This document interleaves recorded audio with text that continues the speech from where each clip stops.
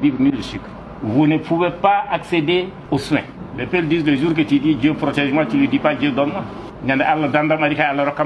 Ceux qui habitent Bamako, maintenant les gens se joignent à nous. Parce que quand on leur a expliqué, les djihad, les terroristes ont tué plus de peuples que dans toutes les autres ethnies.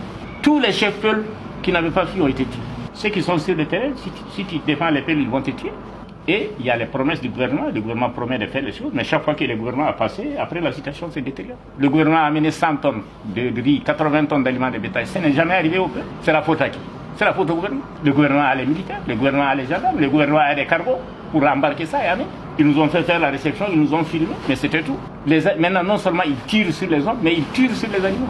Et tu sais de quoi je parle, tu es mauritanien, tu as fui aussi. Tu sais aussi de quoi je parle. Moi, j'ai dit à l'ambassadeur de France, on a tué tellement de gens. On n'a pas entendu même un seul petit mot. Personne n'a postillonné un mot pour condamner. Ils font rien du tout. Moi, j'ai reçu le commandant de force servante ici, j'ai reçu le commandant de Barkhane. Je lui ai dit pourquoi vous n'intervenez pas au centre pour protéger le génocide.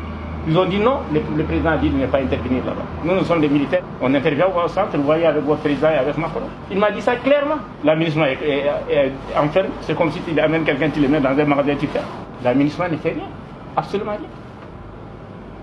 Aujourd'hui, pour être président de tel pouvoir, il faut avoir la tête sur les épaules. Chaque matin, on te réveille, on a ébauché une idée, on a éventré une femme, on a brûlé telle maison. Tous les matins. Si on ne nous défend pas, on va tous mourir. Comment est-ce qu'on peut faire face à une femme avec son bébé et l'assassiner, même si on n'est pas croyant? Quand tu vois ces femmes enceintes, incinérées, qui sont devenues des morceaux de charbon, avec des doigts comme ça, quand vous pouvez faire quelque chose, vous devez faire quelque chose, et vous ne le faites pas, qui est responsable? Le gouvernement doit nous protéger tous. Le gouvernement peut nous protéger tous. J'ai dit au président de la République, je l'ai dit quand il y a eu l'attaque au nord, le président Amadou Toumani Touré, il était à Djema, il a fait un appel, attention, pas d'amalgame. Tous les Touaregs ne sont pas des rebelles. J'ai dit au président, dites simplement que tous les peuples ne sont pas des djihadistes. Dites clairement que les gens comprennent que vous ne sous-traitez pas notre sécurité avec des dozos, que vous n'avez rien à voir avec les dozos, les chasseurs. Il ne l'a pas dit. Il a été se promener à Koulogo, il est revenu, il n'a condamné personne. Nous, on n'a pas entendu de condamnation. Il aurait pu même mentir comme les autres en disant que les coupables seront recherchés, poursuivis et en prison. Il m'appelle à 19h pour me dire d'être à l'avion de 6h. Moi, je dis que je ne suis pas un sac. Moi, je ne suis pas un sac contre l'enfant. Et ils ne me font pas faire. Les peuples, nous aimons notre pays. Nous voulons la paix. S'il y a quelqu'un qui aime le jour de la résurrection, c'est l'orphelin, parce qu'il va retrouver sa mère au moins. Nous voulons pouvoir conduire nos amis. Nous voulons rester à côté de nos belles femmes. On fera tout pour que le pays ne soit pas détruit. L'IDR, il parle de 300, 600 personnes. Il n'a qu'à désarmer les milices, c'est tout. Dès qu'on désarme les milices, là, c'est fini, la guerre est terminée. Quand les gens ont été brûlés à Kemasena, ils sont allés se réfugier dans la zone de Nyono. J'ai appelé la ministre d'abord, je leur ai dit attention, les gens ils sont allés dans des zones où il n'y a pas d'eau. C'est l'eau des rizières.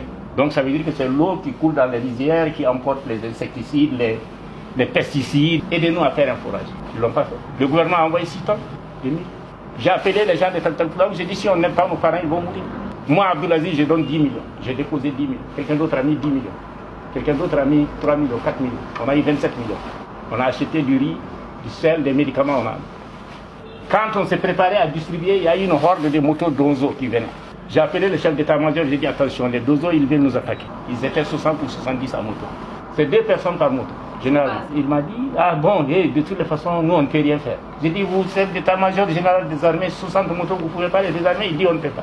Et puis d'ailleurs, vous ne m'impressionnez pas avec vos vidéos et vos trucs là.